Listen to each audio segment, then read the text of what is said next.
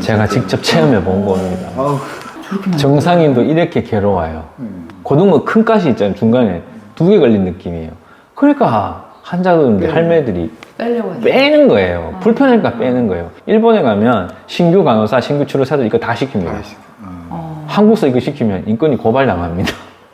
그래서 저희 직원들은 원하면 시켜준다는데 아직 원하질 않네. 3년 차 얘가 어떤 이야기를 했냐면요.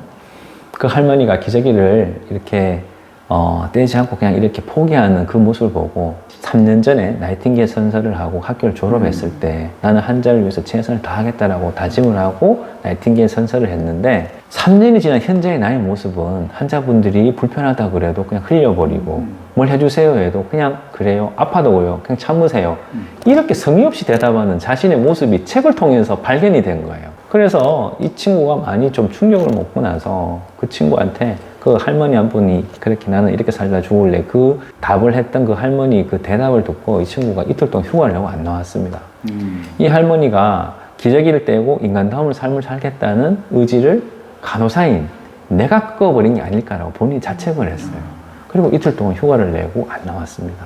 마음적으로 많이 괴로웠고 집에서 많이 울었대요. 그러면서 이틀 뒤에 출근할 때 마지막 독후감에 그런 말을 써놓습니다.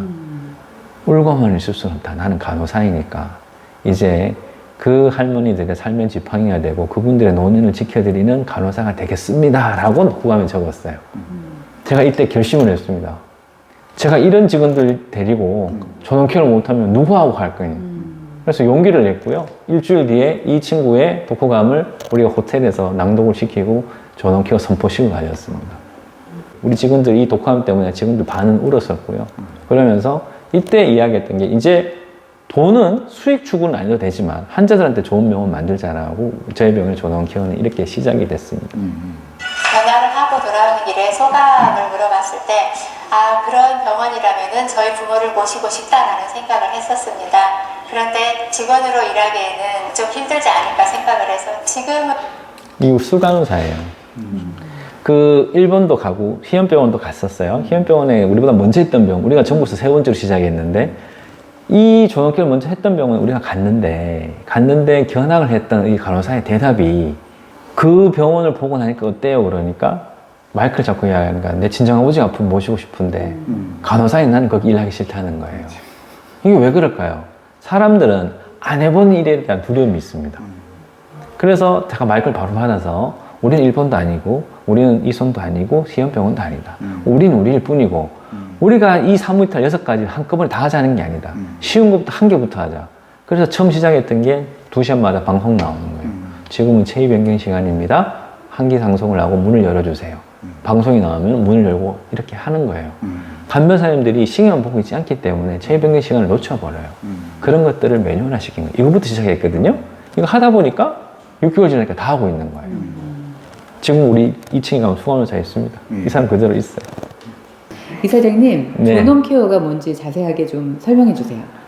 인간으로서 존중받을 권리를 침해하지 않는다는 것을 전원케어라고 정의합니다. 좀 더 구체적으로 이야기하면 사람들 묻기지 않을 권리가 있고요. 기저귀 차지 않을 권리가 있고 싫으면 싫다고 표현할 권리가 있어요.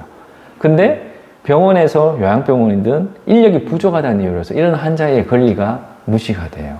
사람이 없으니까 묻고둘 수밖에 없다. 인력이 부족하니까 냄새날 수밖에 없다. 이게 이제 한국의 처한 현실인 거죠. 욕창도 체위 변경도 계속 해줘야 되지만 인력이 부족하니까 욕창 생길 수밖에 없어요. 이렇게 이야기를 해요. 근데 그거는 물론 맞는 이야기지만 그게 개선돼야 될 부분인 거지 그게 진실로서 받아들여야 되는 경우는 아닌 거죠. 그래서 전원케어라는 정의 자체는 인간으로서 존중받을 권리를 침해하지 말자가 전원케어고 실현적인 방법들이 냄새, 낙상, 와상을, 욕창을 없애고 기저귀를 잘 피하고 억제제를 사용하지 않는다는 게 전원케어의 정의인 거죠. 장성 요양병원 화재 사건 이후 요양병원의 불법 행위와 부실 운영이 도마 위에 오르고 있습니다. 이런 가운데 안동의 한 요양병원이 일본에서 시작된 이른바 존엄케어를 도입해서 눈길을 끌고 있습니다. 김기현 기자입니다. 환자들이 둘러앉아 주먹밥을 만듭니다. 침상에서 벗어나게 하기 위해서. 과일 꼬치까지 완성해 직접 먹습니다. 그래야 나오거든요, 병실에서. 환자들이 침대에서 머무르는 시간을 최소화하기 위한 작업 치료 프로그램입니다. 바빠지고 만들고 뭐 이렇게 그만에 뭐 잘 새도 없고 참 재미있어요. 돌아가셨어요. 침대 4년. 위에 모비를 달아놨습니다. 환자의 주의를 끌어 손을 묶지 않고도 콧줄을 빼지 않도록 하기 위해서입니다. 수시로 빼시는 분들은 억제 손장갑을 하거나 그런 경우가 있는데 이런 모비를 하고 관심을 다른 데 유도함으로써 할머니가 안정감을 느끼는 효과를. 이 병원은 일본에서 시작된 존엄 케어를 도입해 냄새, 욕창, 낙상, 억제대를 없애고 기저귀와 침대를 벗어나는 이른바 사무 이탈 운동을 추진하고 있습니다. 이를 위해 환자들의 운동과 인지 능력을 높이는 다양한 프로그램을 진행하고 있습니다. 전원케 이게 존엄케어라는 단어가 언론에 처음 나왔던 거였습니다. 그때 장성 화재 사건이 나서 굉장히 요양병원들이 나쁜 병원이라고 사회적 질타를 당할 때 제가 KBS 기자들한테 언론인의 기능은 비판만 있는 게 아니고 대안 제시가 있어야 되는데 왜 나쁜 것만 이야기하고 앞으로 어떻게 해야 될까에 대한 대안 제시가 없다. 그래서 이거에 저희가 KBS에서 뉴스 찍어가지고 전국 네트워크 9시 뉴스로 나갔어요. 그러면서 존엄케어란 말이 처음 언론에 등장했어요. 이럴 때부터 이제 시사계획 창의든 다른 곳에서 우리 병원에 이제 촬영을 많이 오기 시작했고요. 냄새를 없애기 위해서 했던 방법인데요. 우리가 한 번 목욕시킨다고 냄새 안 나지 않습니다. 일주일에 한 번 목욕시킨다고. 그럼 요실금 믿거나 설사 있으시면 2번, 3번 씻겨야 돼요. 그럼 2번, 3번 씻기면 간호사님들 허락을 하면 간호사는 싫어하죠. 간호사를 보고 네가 하라 그래. 네가 하라 그러거든요. 근데 그때 저희가 일촌두를 만들어서 2번, 3번 씻길 때는 일촌두이 도와줬습니다. 이게 저도 목욕 다 시켜 일촌두이 있었고 근데 일촌두를 노는 사람들이 아니잖아요. 그래서 간호사들이 2번, 3번 씻길 때는 간병사들 도와줬어요. 다른 병원에 가면 간호사들이 한점 목욕 안 시킵니다.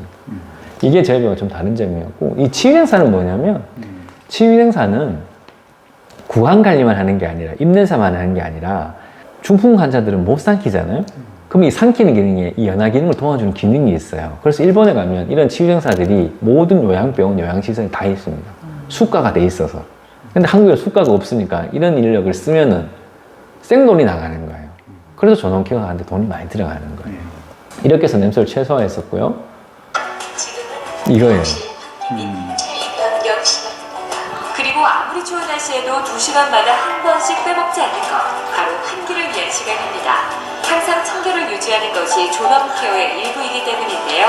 욕창을 막기 위해 환자의 자세를 바꿔주는 일도 결코 잊지 않습니다. 2시간마다 이거 해야 되는데 간병사들이 놓치는 경우 되게 많아요. 체위 변경 하다 보면 실질적으로 시계만 안 봐서 그냥 놓쳐버리거든요. 근데 이런 것들이 방송이 나오면 자연적으로 하게 만드는 거죠. 이렇게 통해 가지고 체위 변경을 많이 했었고요. 낙상은 환자들이 넘어지거나 주저앉아도 뼈가 부러진 게 낙상이에요. 그래서 이런 사고를 최소화하기 위해서 저희가 온돌 병동을 만들었습니다. 환자들이 기어다니게 만들었어요. 기어다니니까 직원들이 힘들어요. 왜냐하면 따라다녀야 되니까. 근데 침대는 공간은 직원들이 일하기 편하죠. 왜? 작은 공간에서 환자 케어하기는 편해요. 허리 덜 굽혀도 되고. 근데 환자는 작은 감옥이 되는 거예요. 그래서 이런 낙상을 방지하기 위해서 제가 온돌 병동을 만들었고, 이 침대는 뭐냐면 작은 낮은 수제작 침대예요. 우리가 직접 만들었어요. 목침대로. 여기 바닥에서 15cm, 20cm밖에 안 되거든요. 여기서 내려와도 환자가 다치지 않아요. 떨어져도 낙상이 안 발생해요. 그래서 이런 것들을 통해서 낙상을 최소화할 수 있었고요. 욕창은 2시마다 체위 변경하면 돼요. 그 다음에 아침마다 하는 게 뭐냐면 모닝케어라는 걸 합니다. 우리 간호사들이 환자 피부 상태를 다 확인해요. 물론 간병사님들이 계시지만 간병사님들이 빨간 반점 하나 있는 거는 욕창 전 단계거든요. 그걸 다 캐치를 못 해요. 그래서 간호사들이 이렇게 환자 피부 상태를 다 확인하고 피부가 건조해져 있으면 오일을 발라드리고 습해져 있으면 파우더를 발라드려요. 이런 것들이 간호사들이 사실 힘들죠. 우리 병원에. 다른 병원은 하지 않는 일들입니다. 이런 걸 통해서 굉장히 우리 욕창 관리를 체계할 수 있었고요. 와상은 뭐냐면 누울 와자 상할 상태예요. 환자가 누워있으면 계속 나빠지는 거예요. 일요일날 제가 우리 병원에 와보니까 환자들이 잠만 주무세요. 왜 잠만 주무시냐? 할 게 없거든요. 치료사들 다 쉬어요. 간호사들 다 쉬어요. 듀티 간호사만 나와. 그러니까 인력이 최소 있으니까 할 게 없어요. 근데 문제는 뭐냐면 명절이 걸리면 3, 4일을 아무것도 안 합니다. 그럼 중풍 환자는 이렇게 중풍 왔는데 3개월, 6개월만 치료하면 펴서 집에 갈 수 있는데 이런 환자가 처음 3개월 지났어요. 명절이 걸렸어요. 4일 치료 안 해버려요. 그러면 다 펴놨는 게 다시 이렇게 돼요. 이렇게 되는데 얼마 걸리냐? 3일 전 상태로 몸이 돌아가는 게 아니고요.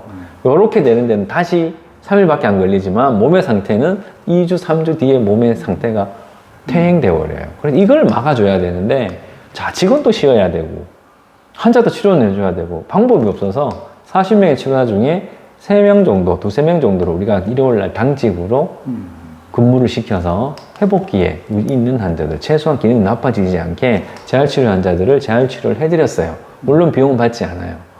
자, 중풍 환자들은 이런 재활치료를 할 수가 있지만요, 치매, 고혈압, 당뇨 환자들은 이런 치료를 못 합니다.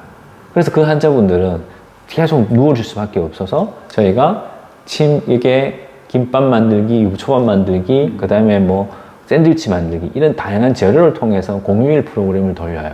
그러면 환자분들이 침상에서 벗어나와서 이것들을 만들어서 직접 드세요. 그러면 식사 때도 이렇게 밖에 휴게실에 특식을 만들어 놓으면 그냥은 안 나오시거든요. 여기 고기 반찬 이런 거 많이 넣으면 나오세요. 그렇게 하면 여기에 이제 환자분들 꼬셔서 나오게 되면 휠체어 타고 팔다리를 움직이니까 한 번 더 움직이고, 공휴일도 프로그램 때 나오시게 하고, 일주일에도 공휴일도 몇 번씩 나오게 하는 게 공휴일 프로그램인데, 이게 돈 제일 많이 들어가고요. 우리 당직비 나가요. 재활비 나가야 되잖아요. 환자는 돈 받는 게 없어요. 그런데 환자들한테는 되게 좋은 프로그램이에요. 이거 하다 보니까 제가 안면마비가 왔어요. 왜냐하면 새벽이든 밤이든 막 나오다 보니까 내가 너무 무리해서. 근데 프로그램 하는데 갑자기 눈이 안 감겨요. 그리고 우리 신경과 가지고 노원장이 오셔가지고 보셔서 안면마비 온 것 같다, 병원 가자 했는데 제가 프로그램 다 마치고 왔어요. 그래서 제 책 제목이 불강불급이 됐어요. 미치리란다. 근데 나는 그런 표현을 안 좋아하거든요. 내 책에 막 표지도 마음에 안 들어. 막 부족 끝이 있어가지고. 제가 좋아하는 건 뭐냐면 작은 몸부림이 기적이었어요. 내가 지은 제목은. 근데 그때 책을 처음 내가지고 출판사 대표한테 졌어요. 다음에는 그렇게 귀신같이 안 낼 거야.